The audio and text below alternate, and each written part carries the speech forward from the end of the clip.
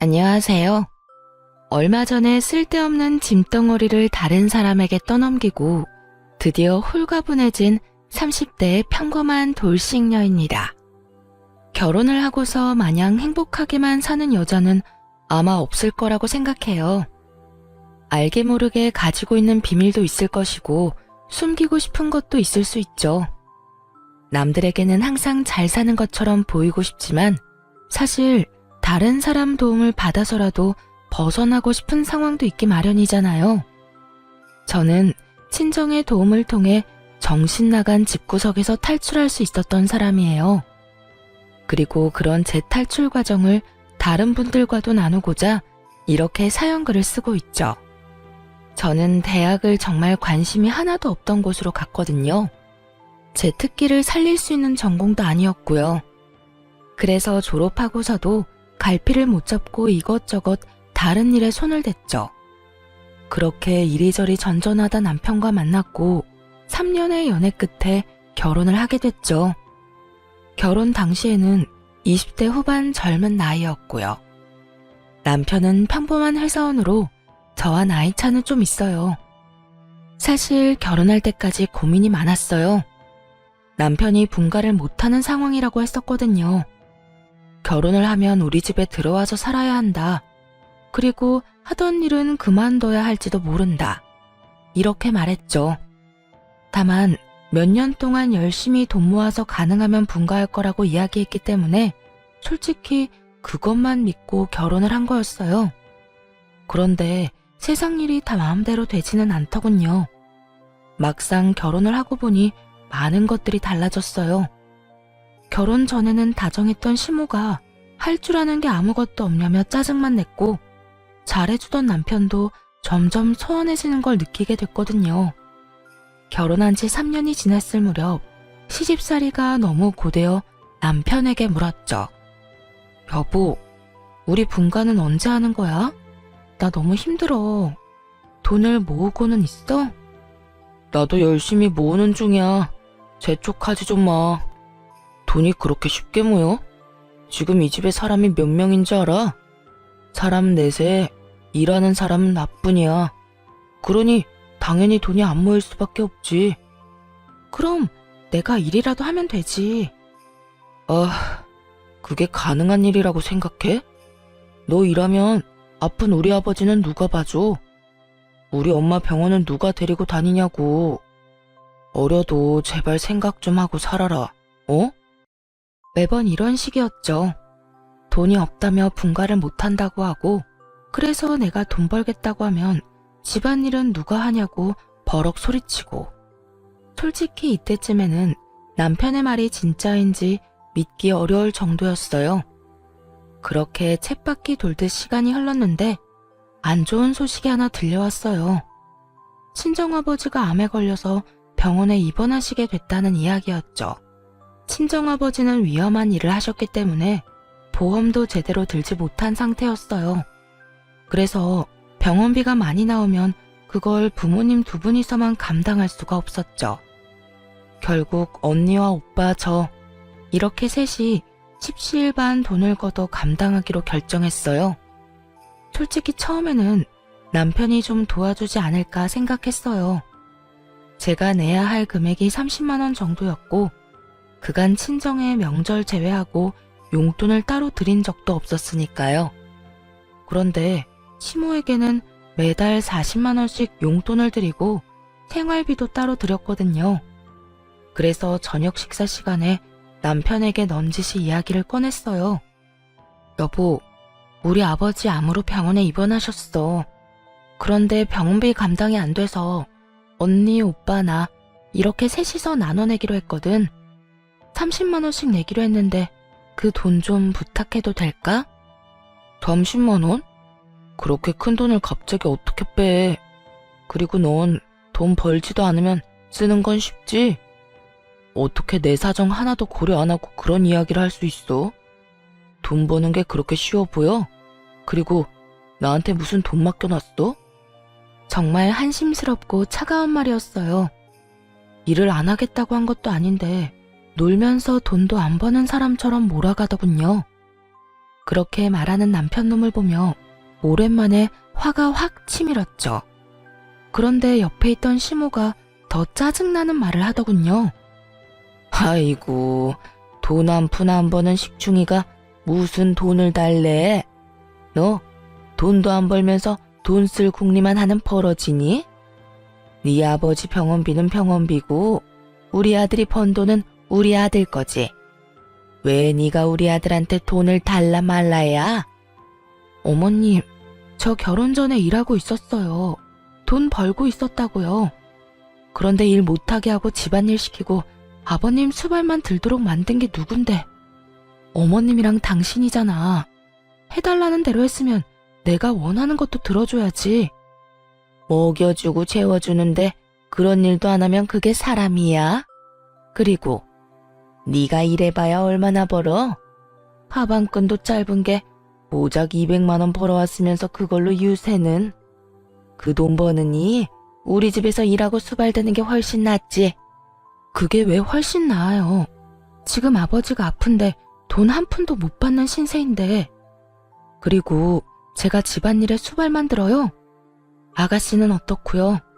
매번 집에 와서 애나 보라고 시키고 자기는 놀러 나가고, 나갔다 오면 자기는 손이 없나 발이 없나 반말로 물이나 가져오라고 소리나 치고, 두 눈 부릅뜨고 더럽다며 청소나 하라고 시켜먹기나 하고. 제가 며느리이긴 해요. 이게 식모살이지. 요즘 어떤 며느리가 이렇게 살아요. 더 이상은 못하겠어요. 나도 이제 일하러 나갈 거예요. 무슨 말을 해도 너 왜 우리가 괴롭힌 것처럼 말을 해? 그런 건 다 며느리가 하는 일이야. 싫다고 피해갈 수 있는 것도 아니고. 그게 고가오면 결혼을 하지 말았어야지. 요즘에 차라리 결혼하지 말걸 절실히 후회하고 있거든요. 어쨌든 내일부터 일자리 알아보러 다닐 거니까 그렇게 알고 계세요. 처음으로 그 사람들에게 크게 반항하고 방으로 들어가 취업 준비부터 했어요. 동네 마트에서 캐셔를 하더라도 지금 이 현실보다는 더 낫겠다는 생각이 들었죠. 이랬는데도 안 들어주면 강제로라도 일할 생각이었고요. 그때 남편이 들어오더니 코웃음을 치더군요. 내일부터 일자리 알아보러 다닌다고? 그게 그렇게 쉬운 것 같아? 돈 버는 게 쉬운 일 같냐고. 그리고 너 일하면서 집안일하는 게 얼마나 힘든지 모르지? 내가 너를 위해서 다 그렇게 하자고 한 건데 결국 고생길로 걸어 들어가는구나. 굳이 옆에서 이렇게 빈정대더라니까요. 어이가 없었어요. 저까지 일을 하면 당연히 집안일은 둘이서 같이 해야 하는 거죠. 마누라가 돈을 못 벌어서 아픈 장인어른 병원비 줄 돈도 아깝다고 했잖아요. 그러니까 직접 돈을 벌겠다는데 여전히 자기는 집안일을 안 하겠다는 뉘앙스로 완전히 남일말 하듯 이야기하는 걸 들으니 열불이 나더군요. 내가 일 시작하면 당신도 집안일 해야지. 왜 나만 해? 이제 나는 내 선에서 할 수 있는 만큼만 집안일 할 거야. 그리고 공부해서 돈 많이 버는 직장 들어갈 거라고. 다 늙어서 그게 되겠냐? 그리고 난 평생 부엌에 들어가 본 적도 없고 손에 물 묻힌 적도 없어. 그러니까 어차피 다 네 일이 될 거야. 혼자 알아서 잘해봐. 그러고는 태연스레 자기 할 일을 하더군요. 너무나 화가 나고 오기가 생겼어요. 어떻게든 남편놈보다 더 돈을 잘 버는 직장에 들어가 떵떵거려야겠다고 생각했죠. 하지만 공부를 하려면 시간이 필요했고 학원에 다니려면 돈도 필요했어요. 물론 제게는 둘 다 없었고요. 게다가 그 다음날 학원을 알아보려고 나가려니 시모가 저를 붙잡더군요. 그러고는 아주 비웃으며 말했어요. 네가 할 줄 아는 게 뭐가 있어? 그럴 시간에 집안일이나 꼼꼼하게 해. 너 이렇게 선 넘는 것도 내가 봐주는 거야. 나 오늘 모임에 다녀올 동안 시아버지나 좀 봐드려라. 그러면서 후다닥 놀러가 버리고 또 어느 날은 신호와 함께 사라지고 그러더군요. 제가 아무리 직장을 가지고 싶다고는 하나 이렇게 아무것도 못하는 뇌졸중 환자를 홀로 둘 만큼 나쁜 인간은 아니거든요. 결국 시부 수발드느라 시간을 다 뺏기고 놀다가 늦게 들어온 시모 때문에 열받고 하루하루 그런 나날이 반복되었어요. 결국 이 답답함을 견디지 못하고 친정엄마에게 말했죠. 엄마, 공부하고 하고 싶은데 시댁에서는 도움을 하나도 안 줘. 나더러 네가 뭘 할 수 있겠냐고. 그럴 시간에 시아버지 수발이나 들라고 하는데 진짜 미치고 팔짝 뛰겠어. 게다가 더 열받는 건 시어머니가 매번 시아버지랑 나만 두고 집을 나간다는 거야. 내가 아무 데도 못 가게. 진짜 미치겠어. 에휴, 우리 딸, 네가 고생이 많다. 시집살이라는 게 그렇지. 나는 너 결혼하면서 그 집에 들어가 산다고 했을 때부터 느낌이 별로 안 좋았어. 한번 그렇게 살기 시작하면 분가가 쉽지 않거든.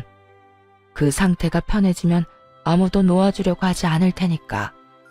그러면 엄마가 좀 도와줄까? 네가 아무리 말해도 안 듣는다면 내가 사위한테 이야기하는 방법도 있지. 엄마가? 그렇게 해주면 나야 좋지. 그런데 어떻게 할 건데? 그런 대화를 나누고 그날 저녁 식사 시간에 남편에게로 전화가 왔어요. 발신이는 당연히 친정엄마였죠. 저는 아무것도 모르는 척하고 있었어요. 그래, 이서방, 나야. 다른 게 아니라 이번에 자네 장인이 병원에 입원했다는 소식은 들었지? 네, 장모님. 들었습니다. 죄송합니다. 저희도 식구가 많은데 버는 돈은 한정적이라. 병원비는 드리기 어려울 것 같다고 와이프에게 말해두었어요. 자네 형님이랑 처형이 막내만 돈 못 낸 거에 대해 불만이 상당히 많아. 다들 힘든 처지에 그쪽만 유별나게 군다고. 그래서 내가 일을 하겠다고 했어. 나라도 나가서 돈을 벌어야 병원비가 충당이 될 것 같아서. 대신 내가 일하러 가면 자네 장인이 혼자 남게 되거든. 그러니까 그동안만이라도 우리 딸이 아버지 병수발 들도록 해줄 수 있겠나? 그것까지 어렵다고 하면 우리 딸에게 일을 시켜서라도 돈을 받아낼 참이야. 그 이야기를 듣는데 남편놈 미간에 주름이 생기더군요. 돈을 주느냐 마누라의 노동력을 주느냐, 자기 나름대로는 참 힘든 결정이었겠죠. 돈을 주면 자기 식구들이 쓸 돈이 부족해질 거고, 저를 주면 시댁에서 일할 사람이 없어질 테니까요. 그러면 시모가 싫어할 가능성이 100%였죠. 하지만 장모가 직접 전화를 해서 어쩔 수 없이 자기가 직접 일하러 가겠다고 하며 형님과 처형까지 들먹이니 남편도 답을 안 할 수는 없었어요. 그러면 일하시는 날짜부터 이 사람 보내겠습니다. 아휴, 고맙네. 안 그래도 남편만 두고 이 늙은 몸 이끌고 일하러 가는 게 부담스러웠는데 딸이라도 와서 간병해준다면 나도 마음 놓고 일할 수 있겠어. 그렇게 통화가 마무리되자 남편놈이 인상을 팍 쓰고는 저한테 그러더군요. 장모님, 언제부터 일하러 가신대? 아마 내일 당장 가신다는 것 같던데. 그럼 내일부터 나 아버지가 입원해 계신 병원에 갈게. 아니, 네가 어딜 가? 너 여기서 네 시아버지 수발 들어야지. 우리 집안일도 해야 하고. 어머니, 당분간은 이 사람 집에 못 있어요. 장인어른이 입원해 계시는데 자식들이 병원비로 30만 원씩 걷자고 했나 봐요. 근데 와이프가 일을 안 하니까 저더러 달라고 했는데 못 준다고 했거든요. 그랬더니 장모님이 일을 하러 가신다네요. 그러면서 장인어른 돌볼 사람 없다고 이 사람 불러서 간병시키시겠대요. 아휴, 그래도 이렇게 갑자기. 우리는 준비가 하나도 안 됐는데. 시모가 난색을 표하기는 했지만 결국에는 저를 보내줘야 했어요. 돈을 주지 않을 거면 딸이라도 보내달란 말이 아무래도 남편에게 먹힌 것 같았죠. 그렇게 저는 친정아버지가 계신 병원으로 갔어요. 네 언니랑 오빠가 돈 더 내기로 했어. 너 힘들게 사는 거 다 아는데 괜히 부담 주고 싶지 않다고 하더라. 엄마가 네 아빠 병간호할 테니까 너는 하고 싶었던 공부해. 여기서 혼자 공부해도 되고 학원 등록해서 수업을 들어도 좋고. 엄마, 너무 고마워. 진짜 엄마뿐이야. 너무 기뻐서 팔짝팔짝 뛰며 친정엄마를 끌어안고 고마움을 전했어요. 1년이건 2년이건 네 아빠 목숨 붙어있는 동안은 공부할 수 있을 거다. 병원비 안 주려고 결국 너 보낸 거 보니 사위가 앞으로도 돈 줄 생각은 없어 보이더구나. 여기 학원 등록할 때 쓸 돈 넣어놨으니까 이걸로 어서 등록하고 와. 정말 너무 감동적이었어요. 시댁에서 벗어나게 해준 것만으로도 감사한 일인데 학원비까지 마련해 주시다니. 당장 학원에 등록하고 공부를 시작했어요. 원래 공부를 싫어하는 건 아니었던지라 열심히 할 수 있었어요. 게다가 아침 9시부터 저녁 6시까지 병원에 있는다는 핑계로 그 시간을 모두 공부에 쓸 수 있었으니 효율도 쑥쑥 올랐죠. 그렇게 1년 만에 공인중개사 시험에 합격하게 됐어요. 1차, 2차를 한 번에 합격하는 건 물론 쉽지 않은 일이었지만 남편과 시댁을 향한 분노와 오기로 그 어려운 시험을 통과할 수 있었죠. 그렇게 시험에 합격하고 나서 남편과 시모에게 전했어요. 아버지 병간호하며 틈틈이 공부해서 합격했어. 나 공인중개사로 일할 수 있거든. 이제 취업할 생각이야. 미쳤어? 왜 쓸데없는 짓을 하고 그래? 돈 버는 것보다 집안일이 더 중요하다고 했잖아.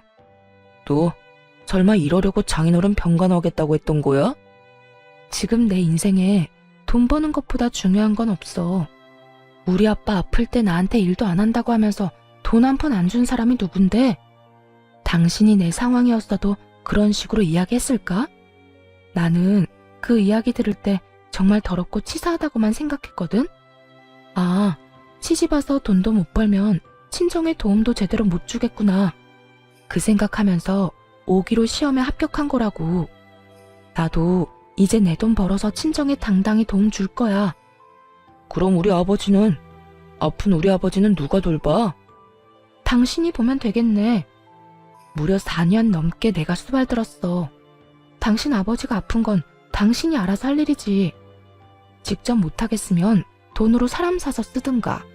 당신 그런 쪽으로 계산 잘하잖아. 아냐?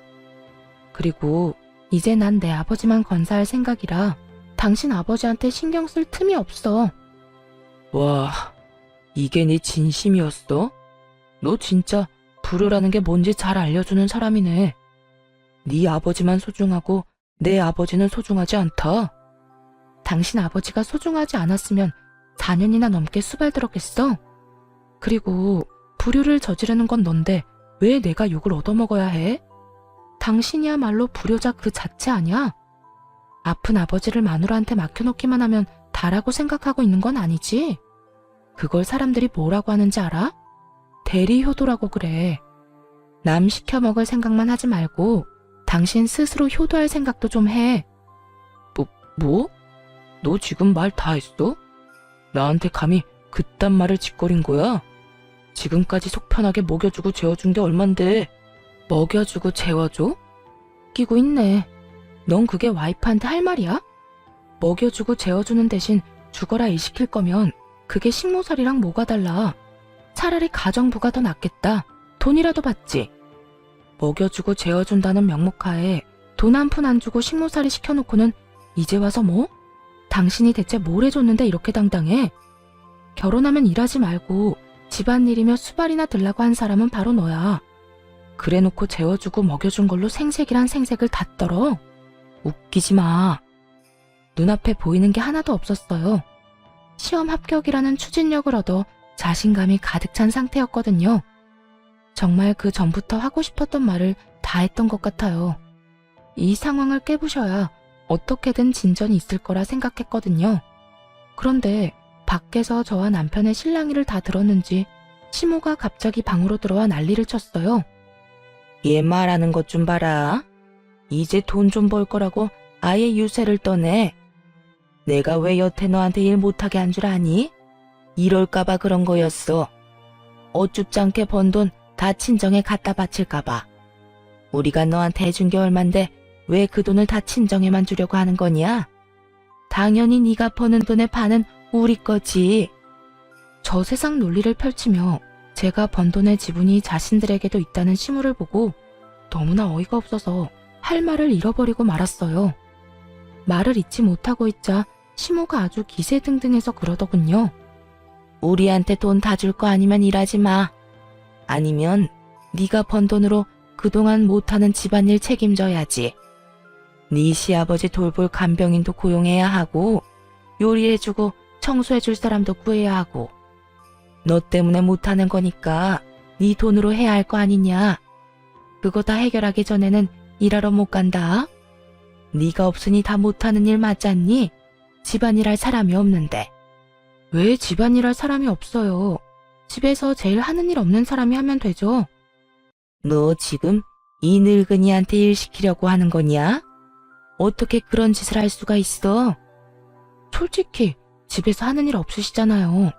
사부작 왔다 갔다 하며 청소, 빨래, 요리해두는 거 일도 아니죠. 그리고 맞벌이하는 부부들은요, 보통 집안일을 나눠서 해요. 둘 다 돈 버니까 집안일도 나눠서. 아시겠어요? 제가 돈도 벌고 집안일도 다 할 거면 결혼은 왜 했겠어요? 차라리 혼자서 속 편하게 살지. 대화를 할수록 이 상황이 비정상이라는 걸 깨닫게 됐어요. 웬만하면 결혼 생활을 유지해야겠다고 생각한 것도 잘못됐다는 걸 알게 됐죠. 이건 평범한 상황이 아니었고 정말 이혼을 해야만 하는 상황이었으니까요. 며느리를 이따위로 취급하는 시댁에서 더 이상 살 필요가 있을까 싶었어요. 게다가 이제는 돈을 마련할 수 있는 최소한의 자격도 생겼잖아요. 그걸 생각하니 없던 용기도 막 솟더라고요. 말을 한마디도 안 지는구나. 너 못 나간다. 밖으로 못 나가. 강경한 제 모습에 시모는 문고리를 잡고 못 나가도록 막아버리더군요.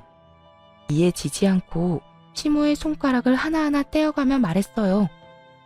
내가 왜 이딴 취급받으면서 당신들하고 살아야 하는 건지 모르겠어. 우리 이혼하자. 나 당신이랑 그리고 당신의 가족이랑 더는 못 살 것 같아. 여보, 무슨 소리야. 이혼은 무슨 이혼? 우리가 왜 이혼을 해? 이제 일 좀 시작한다고 막 들떠서 그렇지? 그거 한때야. 나중에 거품이라는 걸 알게 될 거라고. 거품이든 뭐든 난 더는 이렇게 못 살아. 5년 동안 이 집에서 식모살이 하며 산 것도 진짜 대단하다고 생각하거든? 그러니까 제발 이혼 좀 해줘. 나 이런 데서 시달리다 죽기 싫으니까.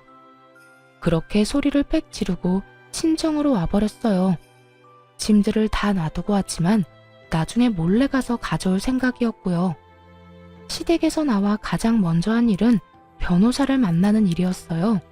그리고 바로 이혼 소송을 접수했죠. 그날 저녁 시모에게서 전화가 계속해서 오더군요. 전화를 안 받으니 그 다음에는 문자까지 왔어요. 이혼은 무슨 이혼이냐. 내 눈에 흙이 들어가도 이혼은 안 된다. 너는 죽어도 이 집 귀신이다 등등 이런 무시무시한 문자를 많이도 보내더군요. 참 웃겼어요. 묵묵히 일만 하던 식모가 이제 자기 살 길 찾아 떠나려니 이렇게 앞길 막으려는 사람이 많은가 보다 싶었죠.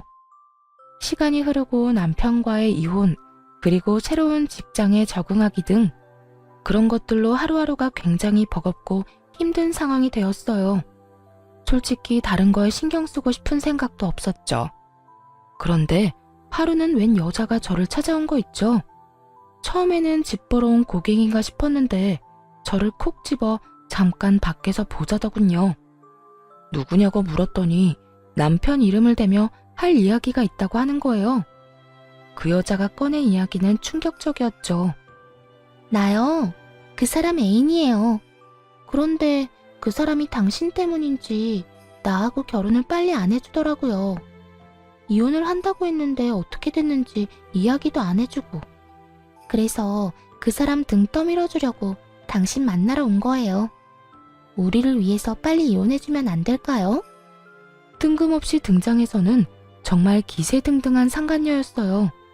저는 남편에게 상간녀가 있는 줄도 몰랐거든요. 이혼을 결정하고 나서는 신경 쓸 겨를도 없었으니까요. 그 전에는 시험 공부 때문에 바빠서 눈치도 못 챘고요. 솔직히 처음에는 화가 엄청 났거든요. 아픈 장인에게 줄 병원비는 없으면서 여자한테 쓸 돈은 많나 하는 생각 때문에요. 이혼을 결심하기 전이었다면 계속해서 화나고 열받았을 텐데 남편 측이 이혼을 안 해주고 있는 이 상황에서는 무척이나 환영할 만한 등장이었죠. 솔직하게 말해서 제 입장에서는 막을 이유가 전혀 없잖아요. 나 대신 그 지옥불에 스스로 들어가겠다는 용감한 여인을 말이에요. 누가 봐도 제가 그 사람이랑 더 잘 어울려요. 그리고 그 사람이 저한테 쓴 돈도 어마어마하고요. 저는 사랑하지 않으면 그렇게 못한다고 생각하거든요. 남편의 어디가 좋아서 결혼하려고 하시는 건지 물어봐도 되나요? 우선은 돈을 잘 벌잖아요. 그리고 저한테 잘 쓰기도 하고. 무엇보다 잘해주니까 여자로서 마음이 혹할 수밖에 없죠. 그거만 끝 아닌가? 듣자 하니 와이프한테는 돈도 잘 안 쓰고 잘해주지도 않는다고 하던데. 솔직히 그러니까 지금 그런 꼴로 다니시는 거겠죠. 저는 그 사람이 명품 가방도 선물해주거든요. 상간녀가 들고 있는 가방은 정말 몇백만 원짜리 명품 가방이었어요. 그걸 보고도 화가 나기는커녕 도리어 차분해졌죠. 그래, 이 사람한테 모든 걸 넘기자. 사실 그 생각만 들었거든요. 좋네요. 그럼 그쪽이 그 사람 가지세요. 저는 딱히 이제 필요 없거든요. 저한테는 돈 쓰기 싫어하는데 당신한테는 잘만 쓴다니 다행이네요. 그런데 대신 이거 하나는 알아둬요. 난 당신한테도 위자료 받을 거예요. 상간녀 위자료 청구 소송 알죠? 그 사람이 유부남인 거 알고 당신이 먼저 찾아와서 이혼해달라고 말했으니까요. 나는 이제 더 이상 그 사람하고의 관계에서 손해보는 짓은 안 하고 싶거든요. 뭐 맘대로 해요. 어차피 그 위자료도 그 사람이 내줄 거니까. 난 이렇게 해도 저렇게 해도 상관없어요. 자신만만한 상간녀 모습을 보며 너무 웃겼죠. 자기가 가려는 길이 가시밭길인 걸 알고 있는 걸까요? 아니, 알았다면 찾아와서 이런 좋은 제안을 하진 않았겠죠. 서로 헤어지기 전에 마지막으로 물었어요. 그거 말고 저한테 할 말 있어요? 그 사람 월급이 얼마 정도인지 알아요? 그건 왜요? 당신한테는 돈 많이 쓴다면서요. 그럼 많이 벌겠지.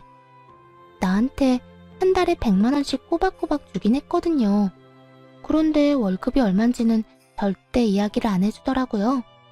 그러니까 궁금하잖아요. 얼마나 벌길래 내 연녀한테 그만큼이나 돈을 주나 싶고. 설레발치며 김칫국 마시는 상간녀를 보고 속으로 남편에게 욕을 한바탕 했어요. 남편이 자기 월급은 300만 원밖에 안 된다고 했었거든요. 시댁에서 쓰는 돈의 규모를 보면 실제로도 딱 300만 원 정도 쓰고 있었고요. 그런데 알고 보니 실제 월급이 400만 원인 거잖아요. 저와 시모에게까지 월급을 줄여서 이야기한 거더군요. 솔직히 화내고 싶었지만 이제 앞으로는 볼 일 없는 인간이니 그냥 혼자서만 알고 있으려 했어요. 화나는 것과 별개로 상간녀와의 만남은 매우 유익한 시간이었어요. 그때 나눈 대화 덕분에 수월하게 이혼할 수 있었거든요. 배우자의 유책 사유를 밝히는 게 제 상황에서는 좀 애매했거든요. 법적으로 따지니 괴롭힘의 증거가 부족해서 좀 걱정스러웠는데 이렇게 떡하니 외도한다는 사실을 알려주는 사람이 나타나서 다행이었죠. 당연히 저한테 더 좋은 쪽으로 판결이 났고요. 결국 위자료의 재산 분할까지 살뜰하게 챙길 수 있는 건 다 챙겨서 이혼했어요. 그리고 상간녀 소송까지 진행해서 그 위자료도 빠짐없이 청구했죠. 상간녀의 존재가 드러난 뒤에 남편놈이 시댁에 이야기를 했을 거라고 생각했어요. 불륜 때문에 남편놈이 이 이혼 소송에 저 지고 들어간 거니까요. 이에 대해 설명을 하려면 당연히 다 밝혔을 거라 생각했는데 시모에게 이야기조차 안 했더군요. 그리고 시댁에 상간녀가 들어갔다는 이야기도 없었고요. 그 사실을 어떻게 알았냐고요? 이혼 판결이 난 날 시댁집에 제 물건을 가지러 잠깐 들렀거든요. 솔직히 가져올 짐이 많지는 않았지만 버리기 아까운 물건들이 몇 개 있어서요. 그렇게 시댁에 들어갔더니 시모가 씩씩거리며 집안을 청소하고 있더군요. 그러고는 저를 보더니 폭발한 듯 화를 냈어요. 너 여기가 어디라고 와? 이혼했으면 얼굴도 들이밀지 말아야지. 내가 지금 너 대신 집안일 하느라 죽어나는 거 안 보이니? 며느리가 돼서 이거 하나 못하겠다고 이혼이나 하고 집 나가고. 잘하는 짓이다. 망할 것 같으니라고. 우리를 이렇게 물 먹여놓고 나가서 잘 살 수 있을 것 같아? 넌 나가자마자 망할 거야. 하는 일마다 다 재수가 없을 거라고. 이 천하의 재수없는 년아. 네네. 그런데 왜 어머님이 청소를 하고 계세요? 이 사람 내연녀 있는데요. 사귀는 사람 있어요. 몰래 바람 피운 여자. 그 여자가 이 집에 그렇게 들어오고 싶어 하던데 왜 안 왔나 모르겠네요. 그 여자한테 시키면 되잖아요. 뭐? 그런 여자가 있어? 너 왜 숨겼어? 그런 여자가 있으면 당장 데려와야지. 봐라. 너 같은 거 없어도 우리 집에 여자가 넘쳐난다. 우리 아들 마누라 자리를 탐내는 여자가 이렇게 많아. 어머니, 아직은 시기상조예요. 불러서 뭐 어쩌시려고요? 일단 나중에 좀 더 시간이 지난 뒤에 불러서. 그동안 내 어깨며 허리며 다 못 쓰게 되면 네가 책임질래? 난 이제 못한다. 힘들고 아파서 더는 못해. 며느리감이 있는데 왜 안 데려와? 일을 시키면 저처럼 도망갈까봐 남편놈은 상간녀를 부르기 꺼리는 느낌이었어요. 하긴 그럴 가능성은 충분히 높았죠. 상간녀가 얌전히 집에서 일할 만한 관상은 아니었거든요. 돈 때문에 남편과 저를 하루빨리 찢어놓으려는 여자였는데 여기서 시모가 시키는 대로 일을 한다고? 절대로 그렇게는 못할 사람이에요. 그런데 남편이 상간녀를 안 데려오면 이야기가 진행이 안 되잖아요. 저도 내심 이 집안이 풍비박산 나는 거 보고 싶었거든요. 그래서 몰래 그 여자한테 문자 보냈어요. 남편놈 어머니가 당신 보고 싶어 하니까 당장 달려오라고요. 야무지게 지도도 첨부해서 말이죠. 그리고 두 번째 폭탄을 시모 앞에 터뜨려줬어요. 하긴 데려오기 좀 그럴 수도 있죠. 그 여자 데려오려면 월급 이야기도 솔직하게 해야 하니까요. 월급? 그게 무슨 소리야? 이 사람이 그동안 저랑 어머님 속이고 상간녀한테 매달 100만 원씩 줬대요. 세상에, 월급이 300인 줄 알았는데 400이더라고요. 그중에 100만 원이나 매달 내연녀한테 쓰다니 얼마나 통 큰 사람이에요. 어머니한테는 꼴랑 용돈 40만 원만 주던 사람이 제 말에 정신이 획가닥 돌았는지 시모의 눈이 뒤집어지더군요. 이 미친놈이 여자한테 100만 원씩 줬다고? 야, 네가 진짜로 미쳤구나. 어떻게 집도 아니고 밖에다가 그렇게 돈을 뿌리고 다녀? 그래놓고 여태 돈 없다고 용돈을 40만 원만 줬어? 이 천하의 나쁜 놈 같으니라고. 너 엄마는 줄 돈 없다고 속이고 바람 피우는 년한테 돈 다 몰아준 거야? 시모도 화가 날 만하죠. 우리 아버지 아프다고 병원비 좀 달라 했을 때 돈 없다고 안 주던 놈이 원래는 100만 원이나 더 벌고 있었다는 걸 알았을 때 저처럼요. 저 대신 열심히 화내며 남편놈 등짝을 두드리는 시모를 보고 묘한 희열을 느꼈어요. 그리고 옆에서 짐이나 부지런히 챙겼죠. 두 사람이 싸우거나 말거나 저하고는 이제 상관없잖아요. 구경하는 건 너무 재밌었지만 굳이 끼고 싶지는 않으니까요. 그런데 도중에 벨이 울리더군요. 혹시라도 남편놈이 돌려보낼까봐 손수 문을 열어줬어요. 상간녀가 등장하자 남편놈 얼굴이 부들부들 떨리기 시작하더군요. 너 여기 왜 왔어? 내가 때 되면 부른다고 했잖아. 상간녀에게 한 소리 하려는 남편놈을 맞고 상간녀에게 웃으며 말했어요. 어머, 잘 오셨어요. 저도 이제 막 짐 다 싸서 나가는 길이거든요. 앞으로 여기서 먹고 자고 함께 지내며 시부모님 수발 들고 식모살이 하시면 돼요. 저를 대신해서 말이죠. 그럼 당신 원하는 대로 해줬으니까 저는 이만 갈게요. 남편놈은 차마 고개를 들지 못하고 푹 숙여버렸고 시모는 잘한다는 듯이 흐뭇해하며 제가 하는 말을 듣고 있었죠. 상간녀는 당황스러운 표정으로 저와 남편을 번갈아가며 쳐다볼 뿐이었어요. 어리둥절해하는 그 여자를 놔두고 얼른 짐을 챙겨 잽싸게 집으로 돌아와 버렸네요. 남편 놈을 어렵게 반품했는데 다시 반송되기라도 하면 큰일이잖아요. 그 뒤에 들려온 소문의 내용이야 뻔했죠. 전시모의 강력한 요구로 상간녀가 전 남편과 혼인신고를 했다더군요. 그리고 혼인신고를 하자마자 집에 들어오라고 했나봐요. 상간녀가 들어올 생각을 안 하니 전시모가 시댁에 들어와야 인정하겠다고 했고요. 결국 전 남편과 전시모의 요구에 상간녀는 시댁에 입성하게 됐죠. 사람이 같이 생활하다 보면 알잖아요. 그 집에 시부모님만 살았는지 아니면 저희 부부가 내내 같이 살았는지요.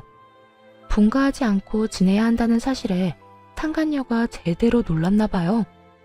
자기는 사기당한 거라고 전 남편에게 책임지라고 당장 분가하자고 난리를 쳤대요. 전 시모는 시모대로 집안일도 제대로 안 하는 며느리만 보면 떽떽거리다가 결국 지쳤는지 며느리 모시고는 못 산다며 아들을 들들 볶아댔다고 하더라고요. 그런데 더 웃긴 건 전 시모와 상간녀가 주도권 때문에 싸운 게 아니었다는 거예요. 사기 결혼 당했다고 생각한 상간녀는 돈이라도 왕창 뜯을 생각을 한 건지 결혼 후에도 전 남편에게 매달 100만 원씩 달라고 했대요. 전 남편 놈은 잡은 물고기한테는 밥 안 주는 것처럼 돈을 안 줬고요. 저한테 했던 말을 상간녀한테도 똑같이 했다고 들은 것 같아요. 집에만 있으면서 돈 쓸 데가 어디 있냐고요. 그런데 두 사람의 대화를 듣고 있던 전 시모가 뭐라고 했다는 줄 아세요? 살림 안 하는 며느리 대신 자기한테 그 돈 내놓으라며 아들 붙잡고 호소했다네요. 그러자 상간녀가 전 시모 머리채 붙잡고 늙은 노친네 운운하며 먼저 싸움을 걸었고 결국 전 시모도 상간녀의 머리를 쥐어잡으며 서로 피 터지게 싸웠다고 하더군요. 이게 다 상간녀 앱에서 나온 이야기예요. 친구들, 지인들 할 것 없이 모든 사람에게 다 말하고 다니는 바람에 전 남편과 전 시모의 평판은 완전히 바닥을 쳤죠. 그 뒤로 조용하더니 어느 날 지인으로부터 전 시모의 근황을 들을 수 있었어요. 글쎄, 전 시모가 상간녀와 드자비를 한 뒤로 화병이 나서 드러누웠대요. 친정엄마에게서 그 이야기를 듣는데 얼마나 웃기던지 한참 배꼽 빠지게 웃었네요. 저는 이혼 후에 친정으로 들어갔어요. 아버지 병간호를 하며 틈틈이 일도 했죠. 그러나 이혼한 지 얼마 안 돼서 아버지는 돌아가셨어요. 그래도 병원에서 말했던 1년보다는 더 오래 사셨네요. 이혼을 하고 혼자 된 저를 많이 안타까워 하셨지만 그 어느 때보다도 생기 있게 일하는 모습을 보시고는 마음 놓고 가셨답니다. 아버지가 돌아가신 뒤에는 유산을 조금 나눠받았어요. 거기에 재산 분할로 받은 돈과 위자료 그리고 상간녀 소송으로 받은 돈까지 합해서 저만의 작은 공인중개사 사무소를 개업했어요. 몇 년 만에 정신없이 일하니 그게 너무너무 재밌더라고요. 돈 버는 재미에 푹 빠져서 다른 건 생각도 안 났죠. 그런데 6개월쯤 지났을까요? 제 공인중개사 사무소에 전 시모와 전 남편이 떡하니 찾아왔더군요. 무슨 행패를 부리려 여기까지 왔나 싶어 신경이 곤두섰어요. 그러니 말이 곱게 나갈 수가 없었죠. 무슨 일로 찾아오셨어요? 여보. 전 남편 놈이 어이없게도 저를 여보라고 부르더군요. 상간녀랑 혼인신고했다는 사실을 다 알고 있는데도 말이죠. 죄송하지만 저한테는 남편이 없는데요. 얼마 전에 이혼했거든요. 미안해. 길게 할 말이 있는데 시간 괜찮아? 예약 손님 곧 오실 거니까 짧게 이야기해주세요, 짧게. 갑자기 분위기를 잡으려는 전 남편의 말을 끊으며 최대한 짧게 말하라고 했어요. 길게 말하고 싶은 마음도 없었지만 일터에서 언성 높이고 싸우고 싶진 않았거든요. 그러는 순간 새 가게에 때가 묻은 기분이 들 것 같아서요. 저기, 제발 우리 집으로 다시 돌아와주면 안 될까? 당신이 하는 거 뭐든지 다 허락해주고 일하는 것도 막지 않을게. 그냥 집에 다시 돌아오기만 하면 돼. 정말 다른 건 바라는 거 하나도 없어. 당신 하자는 대로 다 할 수 있어. 아니, 갑자기 찾아와서 무슨 헛소리야? 여보세요. 우리 6개월 전에 이혼했어요. 아직 이혼 서류에 잉크도 다 안 말랐는데 갑자기 도대체 이게 무슨 짓이야. 혼자 잘 살고 있는 사람한테 갑자기 찾아와서. 당신이 없으니까 집이 잘 안 돌아가. 우리 집 지금 완전 엉망이야. 당신이 있었을 때가 제일 완벽했던 것 같아. 너무 어이가 없었어요. 저 하나 없다고 그 집이 안 돌아갈 리가 있나요? 그저 돈 쓰기 싫으니까 일이 다 막힌 거겠죠. 그 집에는 지금 공짜로 일해줄 사람이 없었나 봐요. 식모가 필요하면 돈을 주고 식모를 고용해. 왜 잘 사는 사람한테 와서 이딴 헛소리를 하는데? 난 당신하고 이렇게 노닥거릴 시간도 없는 사람이야. 아니면 당신 상간녀한테 시키든가. 혼인신고한 거 아니었어? 그 여자가 당신이랑 결혼한다고 하던데? 당신하고 살고 싶어서 나 찾아와서 이혼해달라고 한 그 여자한테 부탁하면 되지. 무상으로 집안일하고 시부 병수발 들어달라고. 그런데 대답한 건 전 남편이 아니었어요. 바로 전 시모였죠. 가만히 옆에서 듣고 있다가 상간녀 이야기가 나오자마자 버럭하더군요. 그 썩을 년 이야기 꺼내지도 마라. 그녀는 우리 집 돈 보고 들어온 거야. 분가해달라고 그 난리를 치는 통에 돈 모아서 분가해주겠다고 약속했는데 그 잠깐을 못 참고 도망갔지 뭐냐. 그런데 이 망할 년이 그냥 나간 것도 아니야. 내가 우리 윗대 어르신들한테 물려받은 폐물을 싹 다 가지고 도망갔더라. 게다가 그 폐물 들어있던 함 위에 뭐라고 적어놨는지 알아? 위자료. 이렇게 적혀있는데 그거 보는 순간 눈앞이 어찌나 노래지던지. 세상에 그게 어떤 물건인데? 그날 졸도할 뻔한 걸 생각하면 지금도 정신이 아찔할 정도야. 폐물 훔쳐가면서 위자료라니 너무 웃겼어요. 제 생각에 왠지 그건 상간녀가 제게 보내준 위자료일 것 같았어요. 웬일인지 전 남편 이름이 아닌 상간녀 이름으로 보냈더라고요. 그 돈을 주고 나서 너무 아까웠던 모양이죠. 아니면 전 남편이 줄 거라고 생각했는데 안 줘서 냅다 그걸 들고 튄 걸 수도 있고요. 어머니는 왜 이 사람한테 그런 이야기를 해요?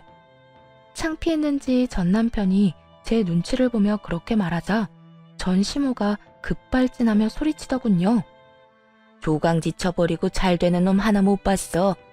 이게 다 바람 피운 네 탓이지. 아니, 아내가 이렇게 잘 될 줄 알았으면 이혼을 하지 말았어야지. 이혼할 건수조차 주지 말았어야지. 괜히 상간녀랑 바람 피운다고 헛짓거리하는 바람에 결국은 봐라. 재산 분할만 실컷 해주고 위자료까지 뜯겼지. 그것만이면 다행이게. 네가 어디서 되먹지도 못한 년 데려와서 이렇게 된 거 아니야. 일 잘하는 와이프 내보내고 미친년을 집안에 들였잖아. 네가 장인 병원비 30만 원만 안 아꼈어도 이럴 일 없었어. 으이그 등신 같은 놈. 저것도 자식이라고 내가 미역국은 왜 처먹었는지. 일 잘하던 식모 겸 며느리를 잃은 전 시모의 분노는 대단했어요. 그렇지만 아직도 모르는 게 하나 있더군요. 우리 부부는 언젠가는 깨질 사이였다는 거요.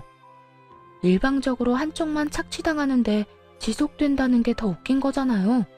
제가 언제까지 참을 거라고 생각했는지는 모르겠는데 아마 몇 달도 안 돼 폐물 들고 도망간 상간녀보다는 월등히 나아 보였나 보죠. 그러자 전 남편 놈도 화가 나는지 자기 엄마에게 큰 소리를 치더군요. 와이프를 식모처럼 부렸던 사람은 어머니잖아요. 사람 무시하고 모멸감까지 줬으면서 왜 저한테 책임 전가하시는데요? 그리고 그 여자 일도 그래요.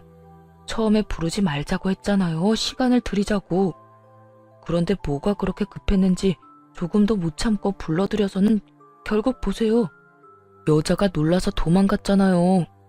요즘 세상에 시부모 수발 들면서 함께 사는 여자가 어딨어요? 저를 좋아해서 결혼해서 다 나가 떨어질 판이라고요. 하라고 하는 대로만 했으면 다 잘 풀렸을 텐데 어머니가 죄다 망친 거예요. 그리고 어머니가 집안일도 안 하겠다, 수발도 안 들겠다 그러는 바람에 아버지 요양병원비며 생활비며 돈이 두세 배로 나가고 있다고요. 그런데 하는 것도 없는 주제 맨날 돈이나 달라고 하고. 양심이라는 게 있긴 해요. 두 사람이 싸우는 걸 듣는데 제 머리가 다 어질어질하더군요. 그래서 둘의 목소리가 더 커지기 전에 끼어들었어요. 남의 사업장에서 이러지 마시고 싸우시려면 밖에 나가서 싸우세요. 그리고 나간 김에 좀 꺼져주시고요.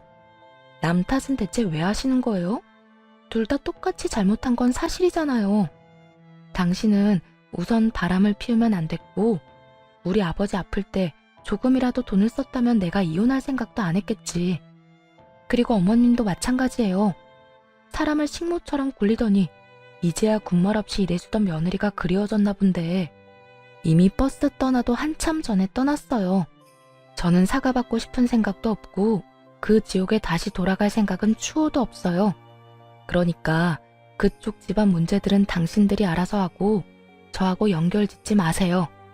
저요, 지금 이렇게 두 분하고 아무런 관련 없이 사는 것만으로도 행복하거든요. 여보, 나 아무렇게나 하는 말 아니야. 당신이랑 진짜 다시 잘해보고 싶어서 찾아온 거야. 어머니도 나랑 같은 마음이고. 우리 두 사람 다 당신한테 잘못한 거 잘 알아. 그러니까 이렇게 사과하고 용서받고자 하는 거야. 그래, 얘. 너만한 며느리도 없더라. 내가 그간 너무 몰라봤어. 돌아오면 진짜 뭐든 다 해주마, 응? 돌아갈 생각 조금도 없다고 말했잖아요. 영업방해로 신고하기 전에 당장 꺼지세요. 그리고 앞으로 집 팔 때나 집 살 때 제외하고는 여기 들르지 마시고요. 뭐 그럴 때도 웬만하면 다른 업장 이용해줬으면 좋겠네요. 그럼 안녕히 가세요. 다시 볼 일 없길 바랍니다. 그렇게 말하며 밀어냈더니 결국은 찍소리도 못하고 나가버리더군요. 그 인간들 하는 짓 보니 웃기지도 않았어요. 있을 때는 소중한 줄도 모르고 막대하다가 결국 다른 사람한테 뒤통수 얻어맞고 뒤늦게 찾아와 용서를 구하는 꼴이라니. 다시 저를 찾은 것도 순수한 의도는 아니었을 거예요. 혼자서 나름대로 돈도 잘 벌고 있는 것 같고 잘 구슬리면 예전처럼 일해줄 거라는 그릇된 믿음이 있었기에 온 거였겠죠. 하지만 이제는 예전의 제가 아니잖아요. 그때는 아무것도 모르고 하라는 대로 했지만 지금은 전혀 다르거든요. 저도 제 가치를 알고 제 인생을 위해 당당하게 주장하는 사람이 되었으니까요.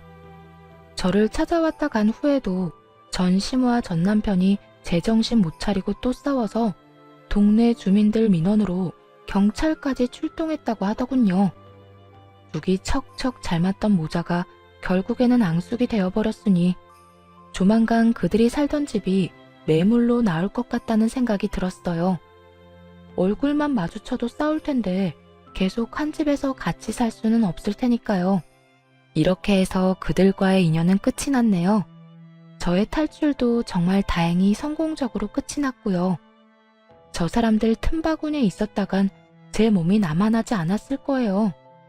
여러분도 혹시 탈출해야 한다고 느낀다면 그곳에서 지체 없이 빠져나오세요. 당시에 힘들기는 했지만 지금은 행복해서 웃고 있으니까요. 제 사연글 재미있게 읽어주셨으면 좋겠네요. 모두 오늘 하루도 즐겁고 행복하게 보내세요.